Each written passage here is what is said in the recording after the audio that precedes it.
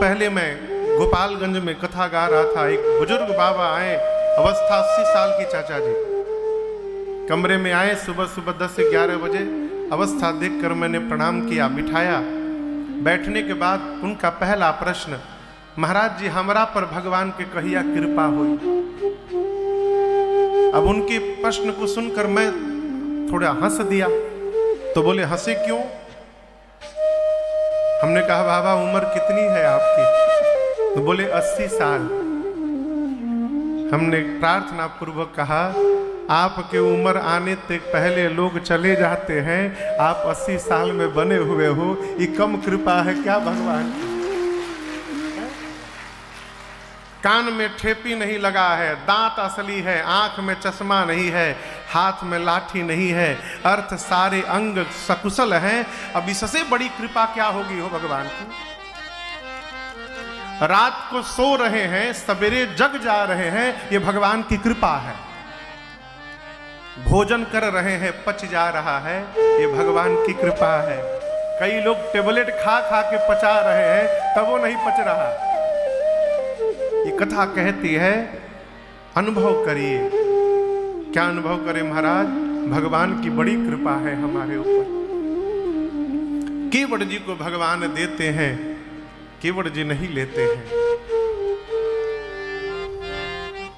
रोवेला मलाहवारा, आदरणीय स्वर्गीय श्री गायत्री कुमार ठाकुर जी गाते थे।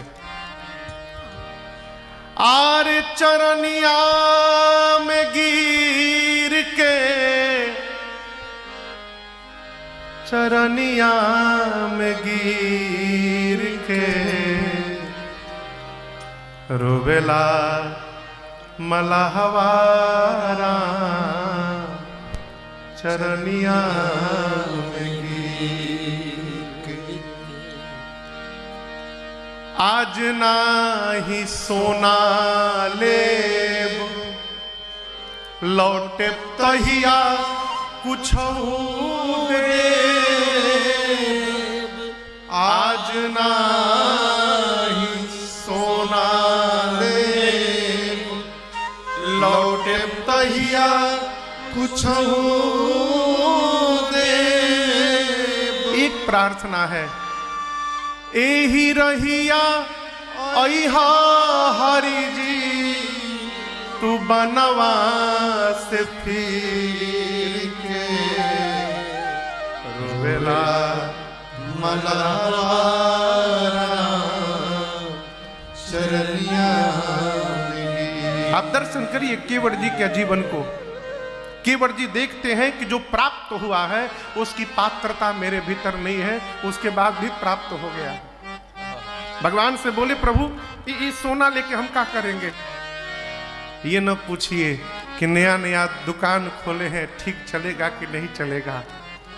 ये न पूछिए कि परीक्षा में पास हो जाएंगे कि नहीं हो पाएंगे।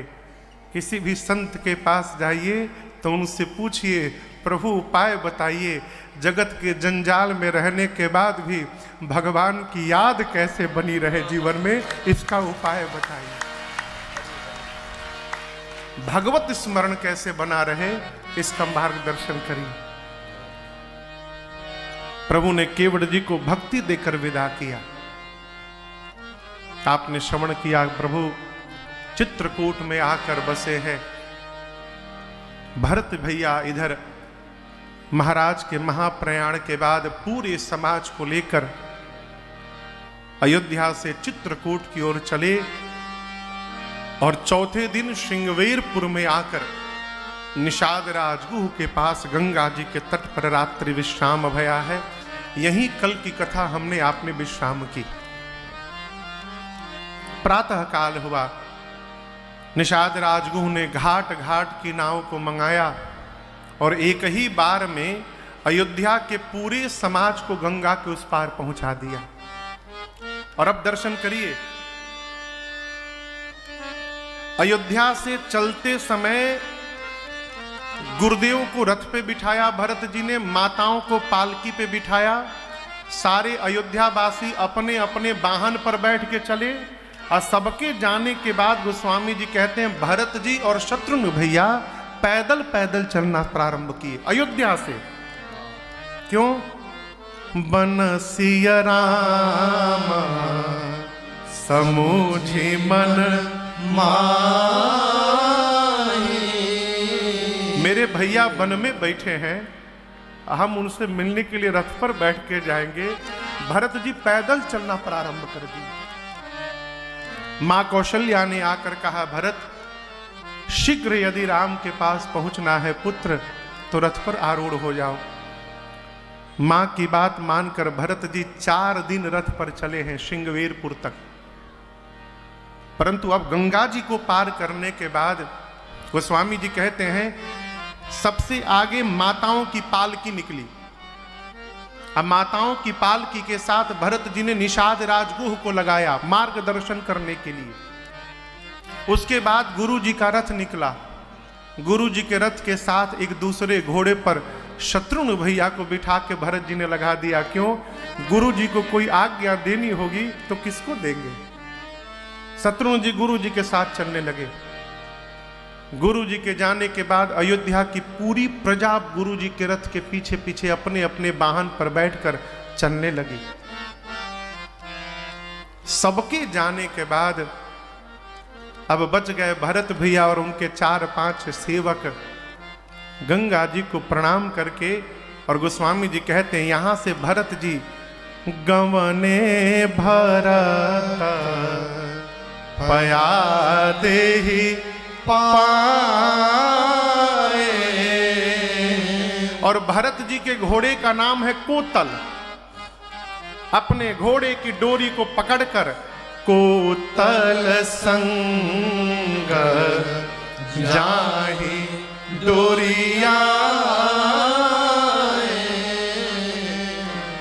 भरत जी पैदल पैदल चलने लगे।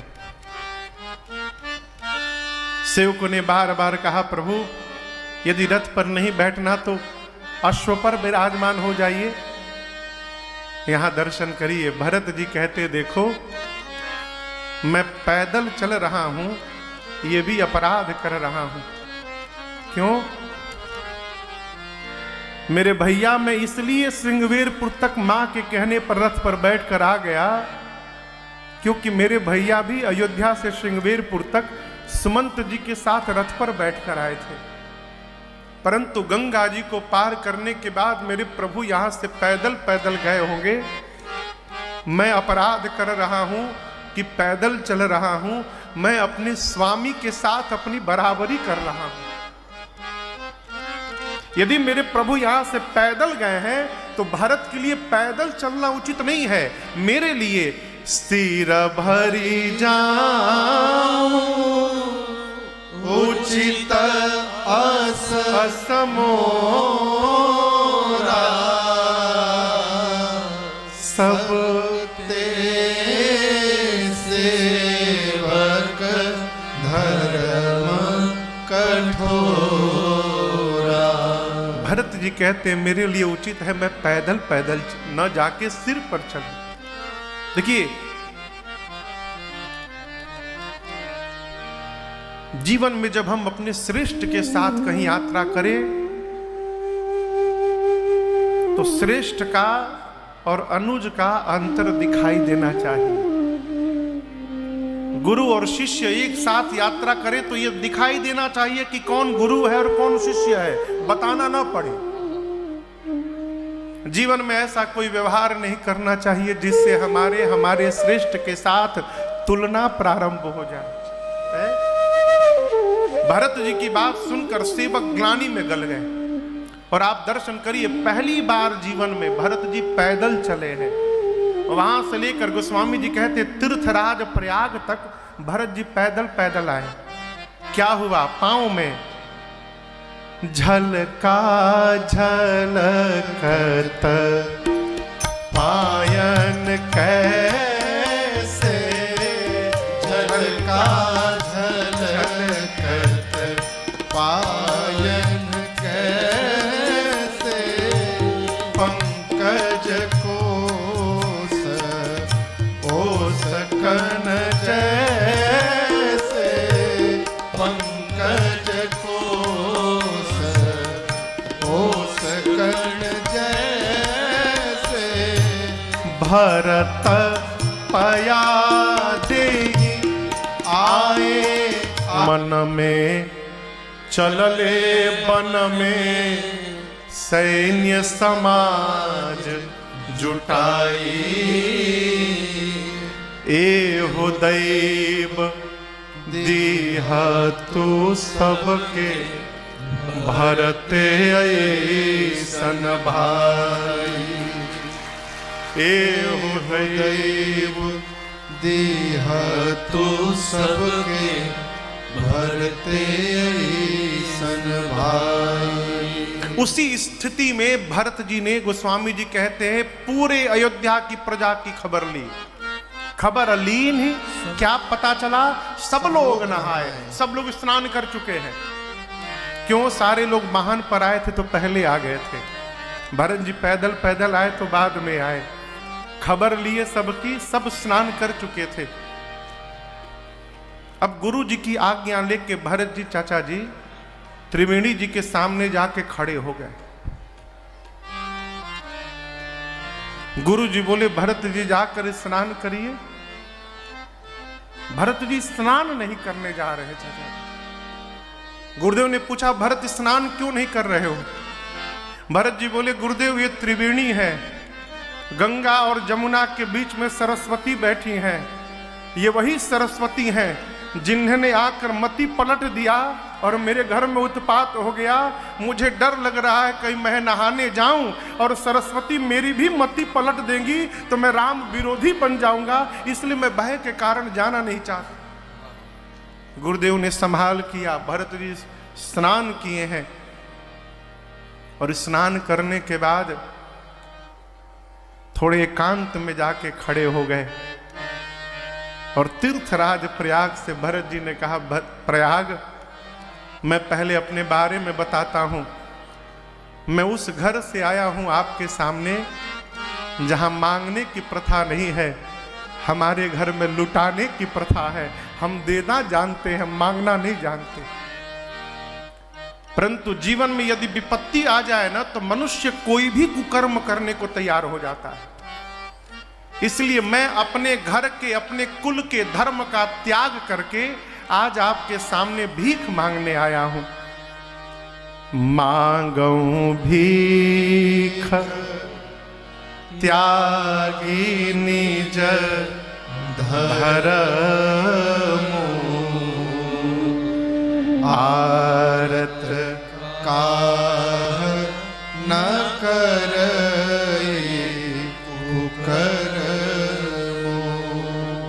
जैसे भरत जी ने बात कही, तीर्थराज प्रयाग ने कहा, भरत जी मांगिए,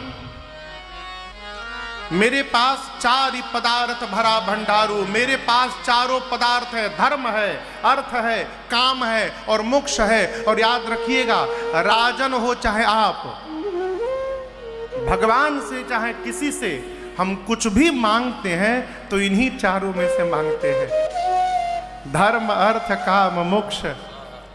प्रयाग ने कहा, भरत जी मेरे पास सब भरा है, मांगिए, अर्थ मांगिए, धर्म मांगिए, काम मांगिए, मोक्ष मांग लीजिए, जो मांगिएगा दूंगा आपको। भरत जी बोले, क्या बोले आप? अर्थ? मैं अर्थ मांगने नहीं आया हूं। क्यों? कैकेयी ने मेरे लिए अर्थ मांगा तो मेरे घर में अनर्थ हो गया, इसी अर्थ ने घर में अनर्थ करा दिया। हम अर्थ लेने नहीं आए हैं,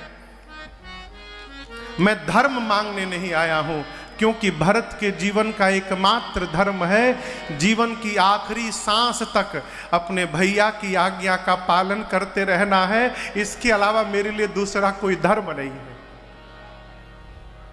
काम, मेरी तो कोई कामना ही नहीं बची है। क्यों? अब याद दर्शन करिएगा, भरत जी कहते हैं मेरे प्रभु पूर्ण हैं और पूर्ण को प्राप्त करने के बाद कोई अपूर्ण होने वाला नहीं है। बिंदु जब सिंधु में समाहित हो जाए तो फिर वो बिंदु नहीं रहता, सिंधु बन जाता। रघुनाथ जी को पाने के बाद कुछ पाने की तमन्ना है। या कुमार मुझे राम चाहिए,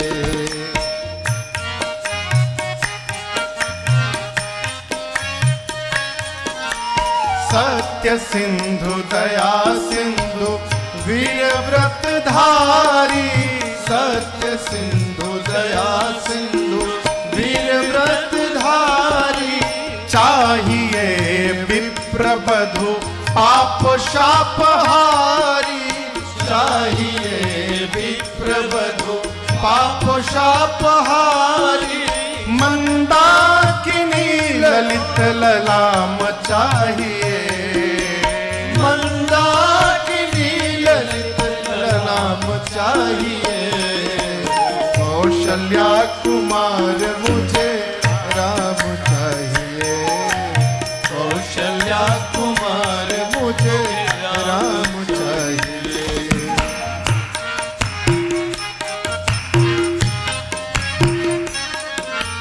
कोटि मन मथाभिराम राम मुझे चाहिए, कोटि मन मथाभिराम राम मुझे चाहिए।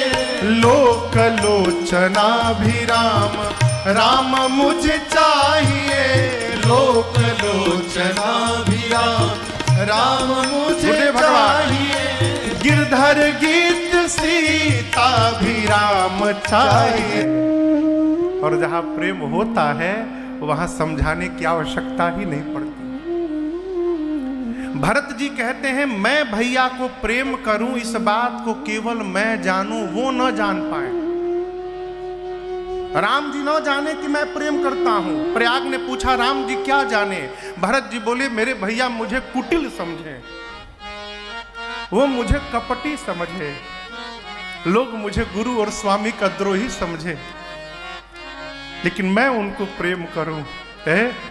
सीताराम चरण रति मोरे, अनुदिन बढ़ाओ अनुग्रह तो। भगवत प्रेम करिए। आपसे प्रार्थना मैंने किया, लोग कहते भगवान नहीं आ रहे हैं। अरे भगवान नहीं आ रहे तो क्या हुआ, भगवान की याद तो आ रही है ना। भगवान आए चाहे न आए उनकी याद आनी चाहिए, और याद करते रहेंगे। प्रातः स्मरणीय पूज्य प्रताप चंद्र सिन्हा जी कहते हैं कि जो इनको याद करते हैं उसे प्रभु याद करते हैं, और भरोसा कर लिया जिसने उसे आबाद करते हैं। याद करिए भगवान आए चाहे। देखिए आना किसको है कहिए, आना किसको है कहिए, अरे जोर से कहिए। भगवान को आना किसको है? तो दूसरे का टेंशन अपने क्यों लेके ढो रहे हैं? आपको तो नहीं करना है ना, उनको करना है, उनको आना है। उनका मन आना हो आए, न आना हो मत आए। उनका काम है आना, हमारा काम है याद करना। हम अपना काम तो करते नहीं है, सामने वाले के काम के बारे में सोचते बताओ उसने ऐसा नहीं किया। अरे आप अपना करते रहिए, उनका काम वो जाने। आप याद करते रहिए। इस जन्म में नहीं आएंगे, अगले जन्म में आएंगे, उसमें नहीं आएंगे, उसकी अगले जन्म में आएंगे। एक बार नारद जी जा रहे थे भगवान के पास बैकुंठ। चाचा जी रास्ते में एक नीम के पेड़ के नीचे एक महात्मा मिले, विशाल नीम का वृक्ष।